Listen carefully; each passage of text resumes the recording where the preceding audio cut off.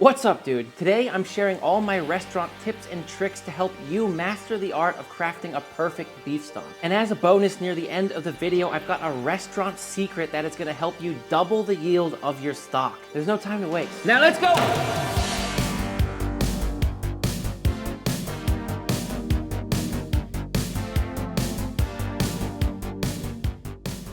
One of the most important parts of making a great beef stock is choosing the right bones. For me, it's about what I can find that day at the store or at the butcher. Today, I have a mixture of shank, which are these bones right here, 6 of them, and then these are ribs with not a lot of meat on them. What makes the absolute best beef stock is meaty bones, bones with a little bit of meat on them. I'll put a list of these cuts in the description below so you know what to buy, but I'm talking about pieces of bone like shin, like knuckles, like neck, like shank, like oxtails, like bone marrow can be really good. People put bone marrow in here, ribs like I have. So if you just have bones with no meat, make sure you use some trimmings. If you just have trimmings, make sure you get some bones. You want both. And a little tip that might save you a lot of money is to go to your local butcher, step out of your comfort zone a little bit and simply ask them if they have any bones or scraps in the back. If they do, they're gonna sell it to you for really cheap, and sometimes they'll even give it to you for free, which has happened to me. Now to start, I'm gonna spray these things with a little tiny bit of oil. The reason I'm doing this is just to help increase the browning and thus increase the flavor of our stock. Just a little. No seasoning, it's going straight into a 400-degree Fahrenheit oven. While those bones are roasting in the oven, let me tell you about the sponsor of today's video, Babbel. If you've ever wanted to learn a new language, speak with confidence, nail your pronunciations, and have real-world conversations, then Babbel can help you get there. With expertly crafted lessons, games, podcasts, and even live classes, Babbel is one of the top language learning apps in the world, and its intuitive lessons can help you learn a new language with real-life conversations. Babbel is scientifically proven to help you start speaking a new language in as little as 3 weeks. And all their lessons are designed by real language teachers. They also offer a 20-day money-back guarantee, and if you get a subscription today, you will get 2 free live classes with it. One thing that I really love about Babbel is they're really preparing you for real-life conversations. They're very practical with it. And personally, for me, in my life, I've always wanted to be able to speak Spanish at least semi-fluently. And Babbel is now enabling me to do that, and they make it really fun to do. I'm picky about the way I learn things in life, and they really nail it. El jugo de naranja, la cerveza, la torta. Un vaso de agua. Un vaso de agua. Babbel is a really fun way to learn a new language. If you want to learn more, you can click the link down in the description to save 60% off your subscription. And they are also having a President's Day sale right now, so definitely go check it out. Now let's get back to this beef stock. Here I have 2 identical trays of aromatics and vegetables for the beef stock. One is for now, and one is for that secret bonus restaurant trick I'm going to teach you towards the end of the video. I keep it really simple when I'm making beef stock. I have leeks, I have carrots, I have onions, I have peppercorns, I have parsley, and I have thyme, and a tiny little bit of salt, just a smidge of salt, but more on that later. For me, no celery, no garlic, no bay leaf, okay? Those flavors are just too strong for me. When I taste a beef stock, I want to taste that hearty, rich, beautiful beef flavor with just a little whimper of vegetables.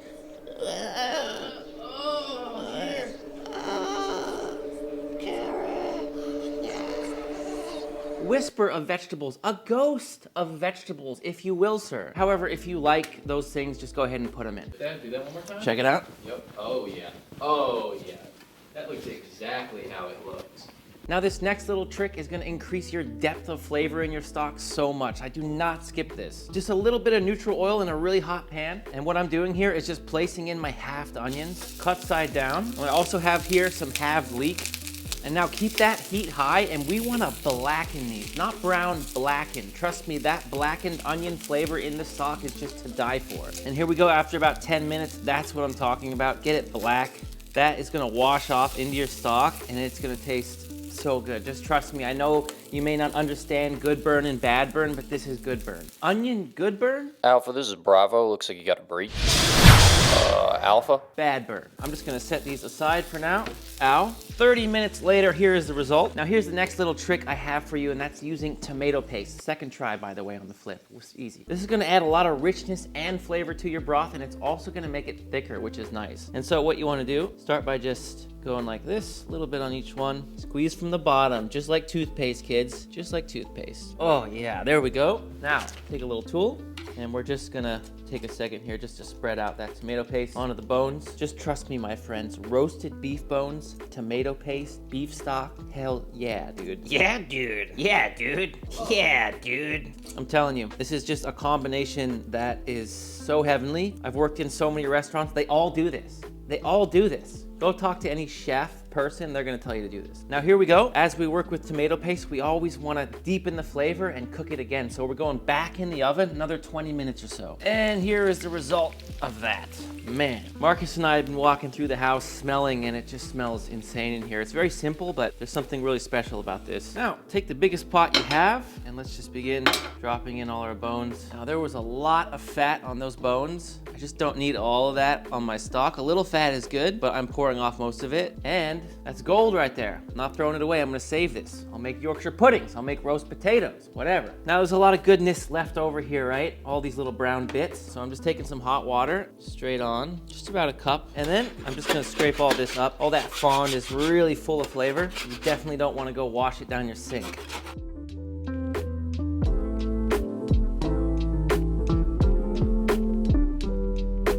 All that brown deliciousness going in there. We could have wasted that. You could have wasted it, but you didn't. Because you're subscribed to That Dude Can Cook. Nice, subtle plug. Next, you guessed it, water. Woo. I've just covered it by, I don't know, 3 or 4 inches or so. Now, heat on. We want to cook this thing on a very, very, very gentle simmer, which is hopefully going to give us a nice glassy, clear stock. If you were to boil it, it would end up really cloudy, which isn't the look you're after. I'm starting on high heat just to get that heat into the pot and begin the simmer, and then I will crank it all the way down, just a touch over low. There we are, got the heat into it. Now I'm turning it down so low. It's just a whisper of a simmer, a little ghost of a simmer. It's like a shadow of a it's like a shadow of a, it's like the shadow of a boil, like a simmer, like a very gentle simmer. You see that? Just very, very gentle. Now we're gonna cook it first like this for about 4 hours before adding the aromatics and vegetables. And next to it here, I have a ladle sitting in some hot water. I'll show you why we use that in a minute. The next question is to skim or not to skim? Now you see all these bubbles and impurities that are rising to the top. It's just scum and stuff that's gonna cloud up your stock. So the way I learned was to swirl the middle, which pushes those bubbles sort of to the outside, and then just slowly go around. You wanna get just the very little top of this, and we're just gonna discard that over here. So take your time, practice your skimming technique. It's kind of fun. The thing about this skimming is, look, if I go too deep in here like this, boom, I just start getting all the stock, just the very top, just like so. And then do that periodically, just as you see stuff rising to the surface. It really is that easy. Here we are after 4 hours of gentle simmering. At this point, we're gonna add the vegetables. We've got our leek, our onion, just peeled carrot, Italian parsley, thyme, some whole peppercorns, and now a little bit of salt. And here's the thing about salt in beef stock, or any stock for that matter. You don't want a lot of it. Some people don't put any at all, and I'll tell you why. I'm putting literally a teaspoon in this whole pot because you don't know what you're gonna use your beef stock for, right? Say you're making a pan sauce with this and there's already salty fond in the bottom of the pan. Well, if you use salty stock and then you deglaze that pan and reduce that sauce down, it is gonna be way too salty. So in order to control the level of salt in the dishes that you're using this stock in, you don't wanna put a lot of salt at all. Having said that, I do like to put just a tiny bit of salt because it feels wrong not to. Now with the vegetables, we're gonna cook it on that same heat for another 4 hours. The slow extraction really is what's best here. And there we go, my friends, another 4 hours with the vegetables and aromatics, and our beef stock is complete. It definitely looks rich and beautiful right now. I'm really happy with it. And full disclosure, about 5 hours into the cook, I took out one of the beef ribs. I put a little salt and pepper on it and just started eating it with a fork, and it was just, I don't know if I was really hungry, but it was fantastic. So I decided, okay, let's pull those ribs out, pull the meat off of them, and then throw the bones back in. I don't know what I'm gonna do with that meat, but I'm definitely not gonna waste it. You could do the same with the shanks as well, but that meat was a little drier. I didn't wanna save it. All we need to do now is strain this off and cool it down and get it ready for storage. And there's two important things to remember here. As I'm pushing this stock through the strainer, I'm being really careful not to push those vegetables through because they can literally get mashed through the strainer and into your stock, which you do not want. Secondly, do not throw away those bones because we are gonna make another weaker stock out of these bones using a French technique called remouillage, which just means re-wetting. So I'll explain why you do this in a minute, but first, just top it off with water. And now what I'm doing is just putting the same exact vegetables as before. You remember that tray that we saved? Although this time unseared. This is gonna be a lighter stock. Everything going in. Salt and peppercorns can go in right now. And this one is not gonna cook as long. I'll cook this one for 3 to 4 hours. There are more reasons to make the remouillage than just doubling the yield. For instance, our first stock here is so rich, so gelatinous, it is gonna be perfect for sauces. I'm gonna save this for anything where I need sort of 2 cups of beef stock or less. The remouillage, on the other hand, is something we can use when we need large quantities of beef stock. Say you wanna make a big stew, say you wanna make a big soup. You wouldn't wanna use that precious first batch for that. That's where this comes in handy. And on another note, you can use the liquid from the remouillage to make your next batch of stock, meaning you would just use it instead of water, just like we did in this video. And you can keep doing that. You can keep going.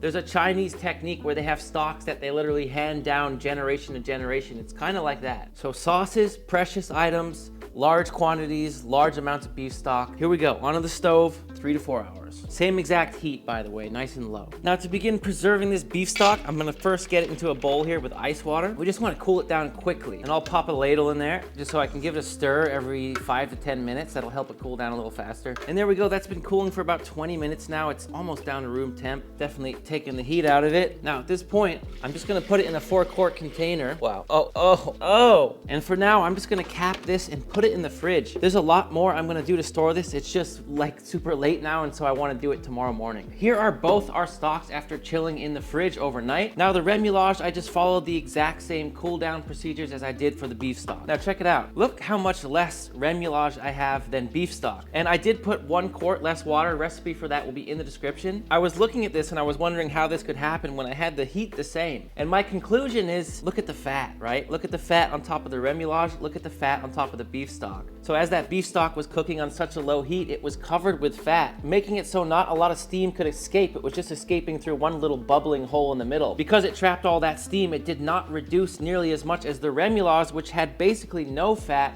If you want to get more yield out of the remouillage, you could add more water or turn the heat down. Now don't leave yet, because there are a few more important things I want to teach you about this stock here. Now first things first, I'm gonna remove the fat, which now the next day is really easy to do.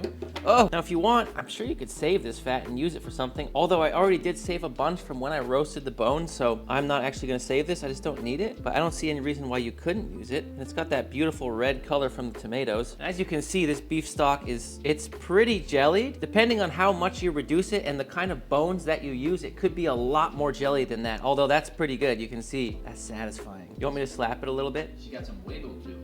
Anyway, I'm happy with that. So now, my friends, what we are gonna do is turn this into demi-glace, demi-glaze, I don't know what people say. And it is literally one of my favorite sauces of all time. Here's what we do. Just take a pot, take some of your beautiful beef stock here, look at that. Now you can really see as I take it out, look how nice it is. It's nice and shiny. And I'm only gonna do a little bit today. It's just a demonstration. If you want, you could do this whole thing. However, I just don't need all that right now, so I'm just gonna do about yay much. And I'm gonna save the rest as beef stock, which I'll show you how to store after we finish this sauce. Now, when you're making this sauce, you can definitely turn up the heat a little bit. I've just got it on touch under medium. And another helpful trick, as this is reducing, take a brush and some warm water. And as you can see here on the sides, it's leaving this residue. But we can take this hot water and just sort of brush that down. And this is gonna put all that flavor back into the sauce and also make it so when we clean up, there's just nothing to clean up. So it's a nice trick, and you can use that for a bunch of different sauces as they reduce. Now remember, our beef stock has a very, very light amount of salt. So I'm gonna put a little bit of salt now, just a smidge, because this is still reducing. We'll taste it here in a minute as it starts to thicken up and see how it is. There we go, it's been reducing now for 20 minutes or so. Obviously it's gonna take a lot longer if you decide to do the whole batch. I'll put it on a plate here in a second so you can get a good look at it, but it's just this glassy, shiny, gelatinous, rich, umami,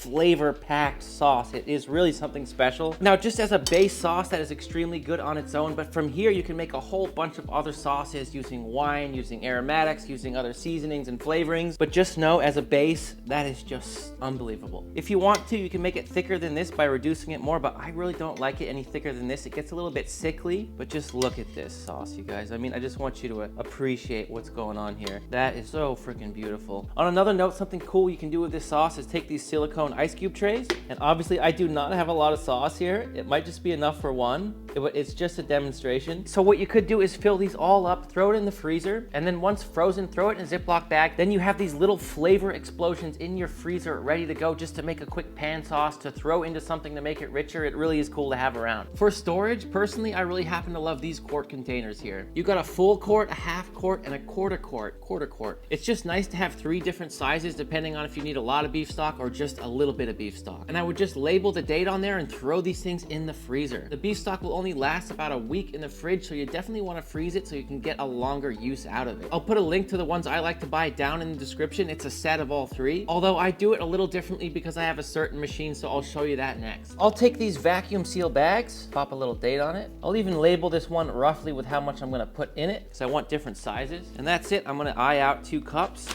Now let's take it over to seal it up. Of course, if you don't have a vac pack machine, just go with that original method. I'll show you why I like doing this though. I'll pop it in here, flatten it out a little bit. The flatness is important to me. It's really nice to mold right now because of the jelly-likeness. And let's seal it up.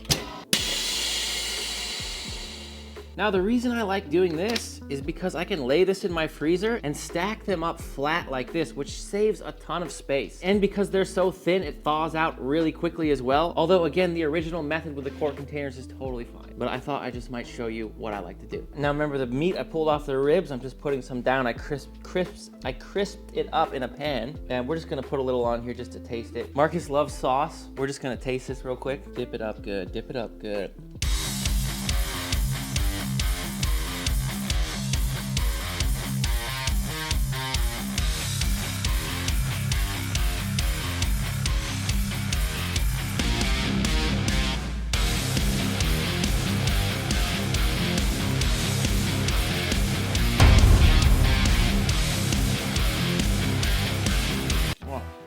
Oh my God, it's crazy. Try this, Marcus, so you can taste the sauce on its own. Beef deliciousness. Oh, God, I love it. It's a showstopper. The beauty of this is there's no thickeners, there's no cornstarch, there's no whatever, anything, there's no roux. It's just the gelatin from the bones, and that's a beautiful thing.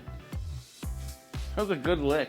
Wow. Right down the middle. Yeah, we're gonna lick this clean. I had fun today making this beef stock with you. I really hope you're ready to make some of your own and see the beauty in it. I've got links in the description to tools and equipment that I love using in my kitchen if you want to check that out. If you want to keep learning today, here are 2 more recipes that you can use the beef stock you just made to make. And my Master in the Making ebook is now available with 55 of my favorite recipes over the last 5 years. And if you're really into written recipes, that will be linked in the description. Until next time, you know I love you and I'm out.